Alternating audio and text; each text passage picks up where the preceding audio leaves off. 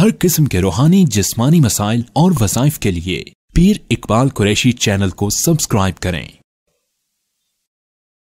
व नुसल्लिमु अला रसूलिहिल करीम अम्मा बाद फ़अऊज़ु बिल्लाहि मिनश शैतानिर रजीम बिस्मिल्लाहिर रहमानिर रहीम इन अहसनतुम अहसनतुम लिअन्फुसिकुम व इन असअतुम फलहा फ़इज़ा जाअ वअदुल आखिरति लियसूअ वुजूहकुम वलियदखुलुल मस्जिद कमा दखलूहु अव्वल मर्रा वलियुतब्बिरू मा अलौ तत्बीरा असा रब्बुकुम अन यरहमकुम व इन उद्तुम उदना वजअलना जहन्नम लिलकाफिरीन हसीरा। सदक़ल्लाहुल अज़ीम। इन आयत के अंदर अल्लाह ने इंसानों के लिए एक बहुत अनमोल अमल, वजीफ़ा और अल्फाज अता फरमाए हैं। अल्लाह रब्बुल इज़्ज़त की रहमत को लेने के लिए अगर किसी आदमी से जो है नाउमीदी आ जाए या गुनाह खता हो जाए और वो अल्लाह की रहमत लेना चाहे कि मुझ पे अल्लाह की पकड़ ना आए इस गलती पर, तो वो इन अल्फाज को पढ़े। अल्लाह ताला जो है उसको गिरफ्त में नहीं लाएगा, पकड़ में नहीं लाएगा, क्योंकि हर गुनाह हर खता जो है वो अल्लाह की पकड़ का बाइस बनती है। अब इंसान को बाज़ वक़्त पता नहीं चलता कि मुझसे कौन सी गलती हुई है जो मेरी पकड़ का बाइस बन चुकी है, और ऐसी पकड़ आती है अल्लाह की कि बंदा ना औलाद की भी आजमाइश में पड़ जाता है, अपनी जान अपनी सेहत की आजमाइश में ही पड़ जाता है। तो ये अमल करने वाला अल्लाह की पकड़ से बचा रहेगा, ये दुनिया में अल्लाह उसे पकड़ में नहीं लाएगा। याद रखें, हर नेकी जो है वो इंसान अपने लिए करता है, हर गुनाह भी अपने लिए करता है। ये अल्लाह रब्बुल इज़्ज़त ने यहाँ बयान फरमाया। नेकी करने से अल्लाह का कोई फ़ायदा नहीं, गुनाह करने से अल्लाह का कोई नुकसान नहीं। तो गुनाह और नेकी हम क्यों करते हैं, अब ये अल्लाह रब्बुल इज़्ज़त ने यहाँ हमें समझा दिया दो जुमलों में। इन अहसनतुम लिअन्फुसिकुम, ये कुरान में एक ही बार इस तरह आया है, एक लफ्ज़ दो बार अल्लाह ने बयान फरमाया। इन अहसनतुम लिअन्फुसिकुम, तुम कोई भी नेकी करते हो, याद रखो वो नेकी तुम्हारे अपने लिए है, तुम्हें उसका फैज़ नजर आ जाएगा। आज हो सकता है आपको आपकी नेकी का फैज़ नहीं नजर आ रहा, सिला नजर नहीं आ रहा, उसकी तनख्वाह उसकी उजरत आपको नजर नहीं आ रही। मजदूर की उजरत तो नजर आती है, आप कोई काम करते हैं महीने बाद उसकी तनख्वाह तो नजर आती है, लेकिन अल्लाह के ज़ात ने जो इंसान को आमाल दिए हैं नेकी, उसकी उजरत हमें नजर नहीं आती, सिला नजर नहीं आता। अल्लाह कहता है मिलेगा, तुम्हें मिलकर रहेगा। और अगर वइन असाअतुम, और जब तुम कोई गलत काम करते हो, बुराई करते हो, फलाहा, वो भी तुम्हें मिलेगी, वो तुम अपने लिए करते हो। अब नेकी भी अपने लिए, बुराई भी अपने लिए, यानी इंसान जो नेकी करता है उसका सिला बाज़ वक़्त फौरी मिल जाता है, बाज़ वक़्त अल्लाह उसकी बरकत से इंसान से बलाएं, मुसीबतें, आफात, परेशानियां, बीमारियां दूर कर देता है। अल्लाह उसे जिल्लत से निकाल देता है। जलील होना होता है मुकद्दर में, लेकिन नेकी की वजह से जिल्लत अल्लाह हटा लेता है। और बुराई भी जो करता है वो अपने लिए करता है, फौरी बाज़ वक़्त पकड़ नहीं आती, लेकिन हदीस में आता है 40 साल बाद 50 साल बाद उस पकड़ में अल्लाह उसे ले आता है। गुनाह की जवानी में पकड़ आके बुढ़ापे की आखिरी दहलीज पे आती है। बाज़ का नौजवानी में गुनाह करता है तो बुढ़ापे में जाके पकड़ आ जाती है।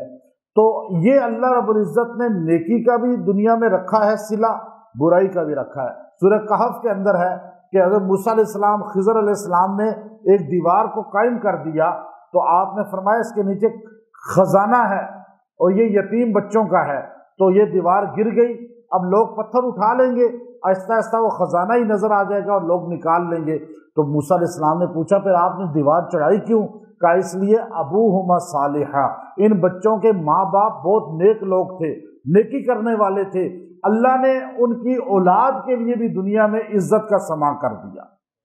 और जो बुराई करता है उसकी नस्लों को भी उसका गुनाह मतलब सिला मिलता है, और नस्लें ही बाज़ का पकड़ में आ जाती हैं। तो इसलिए अल्लाह ने यहाँ ये दो लफ्ज़ बोले, वइन असातुम फलाहा, बुराई भी तुम्हारे लिए है, नेकी भी تمہارے لیے ہے، یہ کوئی مجھ پہ احسان نہیں کر رہے، اللہ کہہ رہا ہے یہ تو میں تمہیں کہا کہ تم اپنے آپ کو بچا کے چلو۔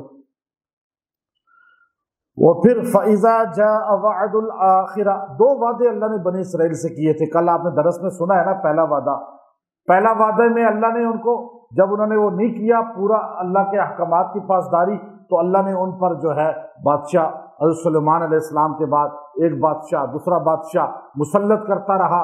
یعنی یہود سے دو وعدے کون سے تھے؟ حضرت مولانا تھانوی رحمۃ اللہ علیہ نے بیان القرآن میں لکھا، اور اسی طرح شاہ عبد القادر رحمۃ اللہ علیہ نے اپنے قرآن پاک کی ترجمے میں تفسیر میں، اور مولانا شبیر عثمانی رحمۃ اللہ علیہ نے بھی یہی لکھا، مفتی شفیع صاحب رحمۃ اللہ علیہ نے بھی یہی لکھا، اور ابن کثیر رحمۃ اللہ علیہ نے بھی یہی لکھا، اور علامہ علوسی رحمۃ اللہ علیہ نے روح المعانی میں بھی یہی لکھا، اور یہی تفاسیر ہیں سب سے مستند کہ دو وعدے تھے۔ پہلا وعدہ یہ تھا کہ اے یہودیوں، اگر تم تورات کی پاسداری کرو گے اللہ تمہیں عزت دے گا، تم شریعت موسوی کی پاسداری میں رہو گے اللہ تمہیں عزت دے گا، اگر تم نے شریعت موسوی چھوڑ دی اور موسیٰ علیہ السلام کی زندگی کو نظر انداز کر دیا اللہ تم پہ عذاب مسلط کرے گا، پہلا وعدہ۔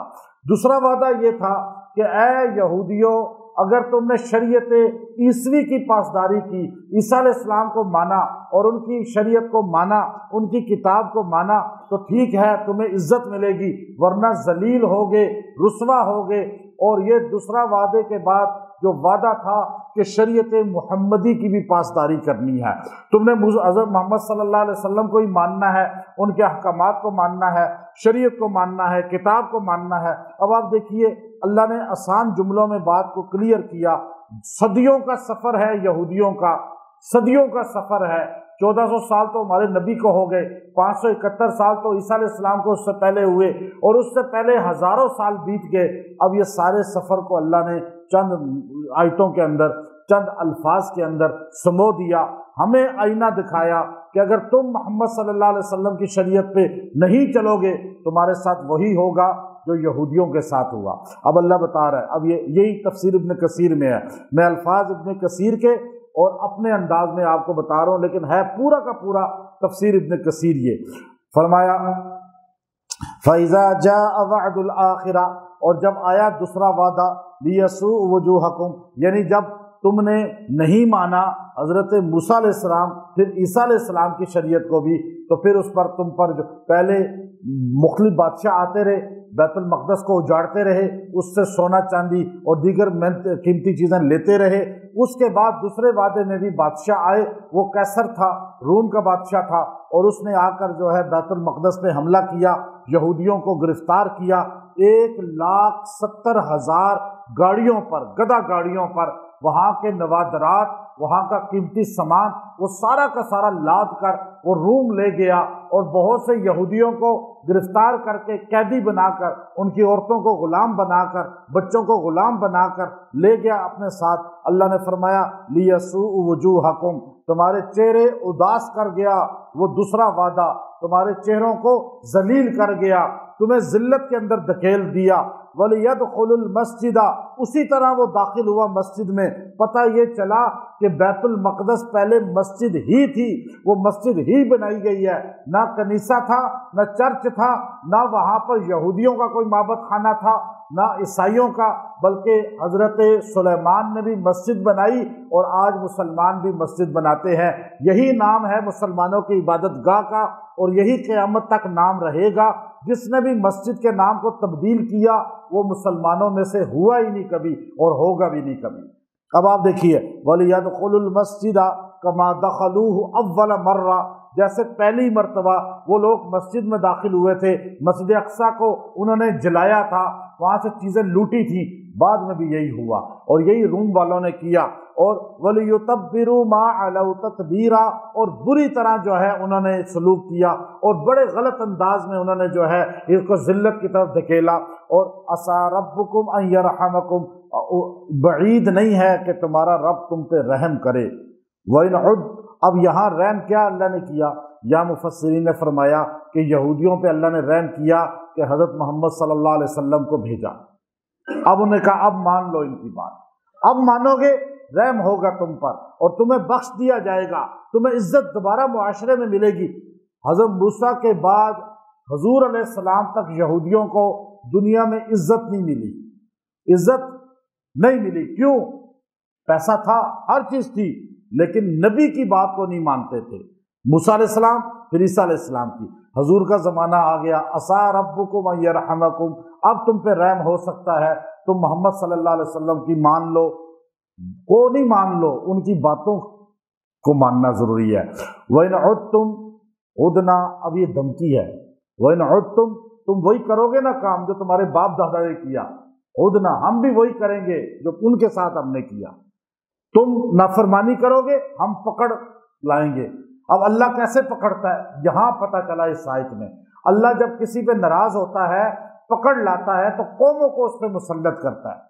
جیسے ہم سے اللہ ناراض ہے، ہم پہ اللہ نے امریکہ کو مسلط کر دیا، ہم پر اللہ نے انگلینڈ کو مسلط کر دیا، ہمارا ایک عدالتی نظام اسلام کا نہیں ہے، ہمارا ایک تھانے کچہری کا نظام اسلام کا نہیں ہے، ایک ہمارے ملک کے اندر آئین، شکیں، عمل درآمد جنہیں کہا جاتا ہے، اسلام کی نہیں ہے۔ کیوں؟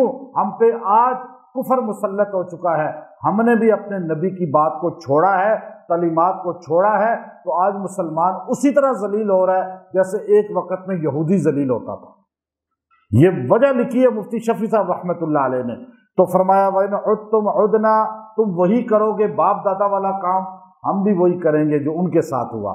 ہمیں اللہ نے گویا کہ کہا کہ تم بھی اپنے باپ دادا والا کام کرو جو صحابہ اہل بیت کرتے تھے، جو اولیاء اللہ کرتے تھے، جو جس طرح اولیاء اللہ نے لوگوں کو مسلمان کیا، ایک ایک ولی کے ہاتھ پہ 90 لاکھ بندہ مسلمان ہوا، اجمیر والی دھرتی پہ جا کے پوچھیں آپ، لیکن ہم نے ان کا کام چھوڑ دیا، ہم نے صحابہ والا کام چھوڑ دیا، ہم نے اولیاء اللہ کی تعلیمات کو چھوڑ دیا، ہم نے آپس میں لڑنا شروع کر دیا، اور ہم نے قرآن کو چھوڑ دیا، تو آج ہمارے ساتھ وہی ہو رہا ہے جو کسی وقت میں کس کے ساتھ ہوتا تھا؟